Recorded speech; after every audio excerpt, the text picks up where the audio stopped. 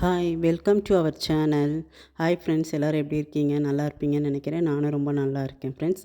இன்றைக்கி என்ன பார்க்க போகிறோம்னா சுண்டக்காய் குழம்பு, சுண்டக்காய் புளி குழம்பு எப்படி செய்யுதுன்னு பார்க்கலாம். அதுக்கு தேவையான பொருள் சுண்டக்காய், வெங்காயம், தக்காளி, பூண்டு, கொத்தமல்லி, கறிவேப்பிலை, கொஞ்சம் அரைக்கிறதுக்கு ஒரு 1/4 வெங்காயம், 1/4 தக்காளி, ஒரு துண்டு தேங்காய், மிளகு, சீரகம் எடுத்துக்கணும் ஃப்ரெண்ட்ஸ். இதெல்லாம் அரைச்சி விழுதாக வச்சுக்கோங்க. எப்படி இப்போ தாளிக்கிறதுன்னு பார்க்கலாமா? ஒரு கடாயில் எண்ணெய் ஊற்றிட்டு கடுகு, கறிவேப்பிலை, சீரகம், வெந்தயம் போட்டு பொரியிற வரைக்கும் வெயிட் பண்ணுங்கள். பொரிஞ்சதும் வெங்காயம் போட்டு நல்லா வதக்கணும் ஃப்ரெண்ட்ஸ். வெங்காயம் மாநிறம் கோல்டன் ப்ரௌன், ரொம்ப கோல்டாகாமல் கொஞ்சம் நடு ஸ்டேஜில் இருக்குல்லையா, அந்த ஸ்டேஜ் வர்றப்பவே சுண்டைக்காய் போட்டுருங்க.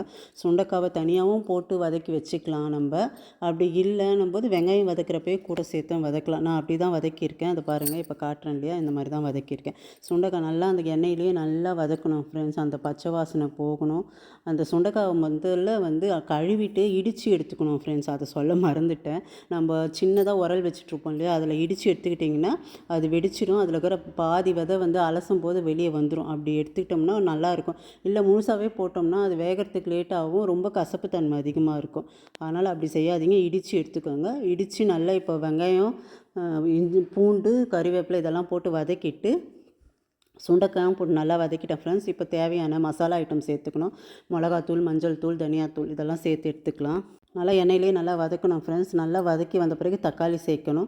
தக்காளியும் நல்லா மசிகிற அளவுக்கு வதக்கணும் ஃப்ரெண்ட்ஸ். நான் கூட தண்ணி எதுவுமே இப்போ ஆட் பண்ணல, சும்மாவே எண்ணெயில் வதக்க போகிறேன்.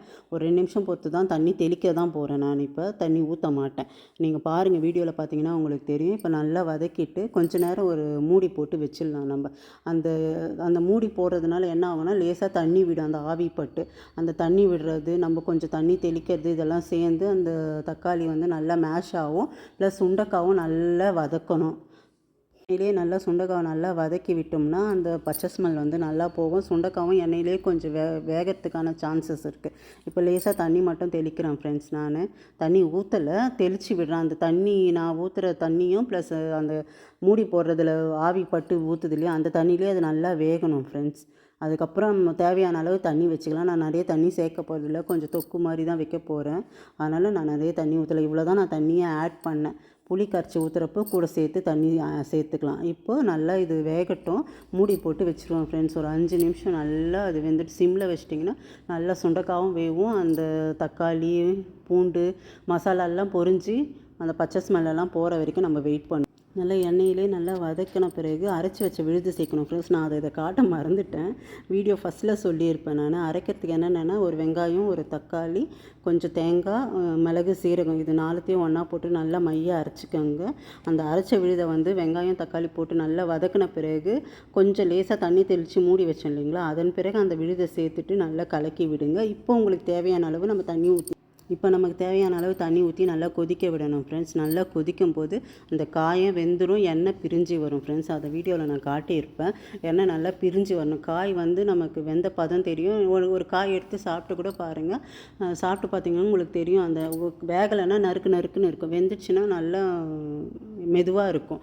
அந்த பதம் வந்ததும் நல்லா கொதிக்க விட்டுட்டு புளி கரைச்சி ஊற்றணும் ஃப்ரெண்ட்ஸ். இப்போ புளி எவ்வளோ தேவைப்படும், நான் ஒரு எலுமிச்சம் இல்லை, நெல்லிக்காய் அளவுக்கு புளி எடுத்து ஊற வச்சு அதை புழிஞ்சி ஊற்றியிருக்கேன் ஃப்ரெண்ட்ஸ். நீங்கள் உங்களுக்கு தேவையான அளவு புளி எடுத்துக்கோங்க. நல்லா புளி ஊற்றின பிறகு நல்லா கலக்கி விட்டு இப்போ உப்பு காரமெல்லாம் செக் பண்ணிக்கோங்க. சப்போஸ் உப்பு காரம் கம்மியாக இருந்தாலோ இல்லை ஜாஸ்தியாக இருந்தாலோ நம்ம இப்போ எதனா ஒன்று பண்ணிக்கலாம். ஜாஸ்தியாக இருந்தால் இன்னும் கொஞ்சம் தண்ணி சேர்த்துக்கோங்க, கம்மியாக இருந்தால் இன்னும் கொஞ்சம் நம்ம ஆட் பண்ணிக்கலாம். மசாலாலாம் போட்டுக்கணும்னா செட் ஆகிடும். நல்லா கலக்கி விட்டு மூடி வச்சுருங்க. ஒரு 5 நிமிஷம் நல்லா சலன்னு கொதிக்கட்டும். கொதிச்சிச்சுன்னா அந்த புளியோட வாசனையெல்லாம் வெளியே போயிடும், பச்சை வாசனையெல்லாம் போயிட்டு நல்லா எண்ணெய் பிரிஞ்சு வர ஆரம்பிக்கும் ஃப்ரெண்ட்ஸ். அந்த எண்ணெய் பிரிஞ்சு வரப்பே நமக்கு தெரியும். இப்போது உப்பு காரம் மறுபடியும் செக் பண்ணிக்கோங்க. காய் வெந்துருச்சான்னு செக் பண்ணுங்கள். எல்லாம் நமக்கு ஓகே கரெக்டாக இருக்குன்னா நம்ம கொத்தமல்லி போட்டு இறக்கிக்கலாம் ஃப்ரெண்ட்ஸ். கொத்தமல்லி போட்டு இறக்கி வச்சிட்டோம்னா 2 நாள் ஆனாலும் இது கெடாது ஃப்ரெண்ட்ஸ். வெளியே வச்சுருந்து இப்போ சம்மருன்றதுனால வெளியே வைக்க தேவையில்லை. நீங்கள் சாப்பிட்டுட்டு மீதி இருந்தால் எடுத்து ஃப்ரிட்ஜில் வச்சுருங்க. அடுத்த நாள் எடுத்து சூடு பண்ணி சாப்பிடுங்க. சூப்பராக இருக்கும் ஃப்ரெண்ட்ஸ். செம்ம டேஸ்ட்டாக இருக்கும் இது.